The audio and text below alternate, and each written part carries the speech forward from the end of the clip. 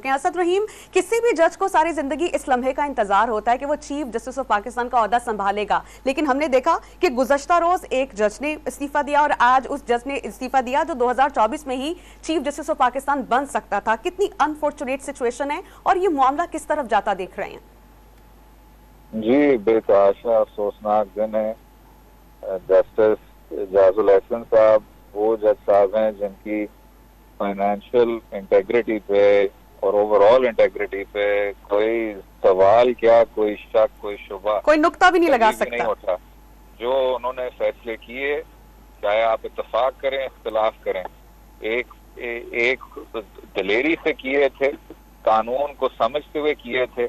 और चाहे उनका टेन्योर था अदालत आलिया लाहौर में और उसके बाद अदालत उज़्मा में, जूरिस्प्रूडेंस के हवाले से भी, टेम्परामेंट के हवाले से भी और इंटेग्रिटी के हवाले से भी, मैं समझता हूँ ये एक बहुत ज्यादा अफसोसनाक दिन है पाकिस्तान की जुडिशल तारीख के लिए और हमारी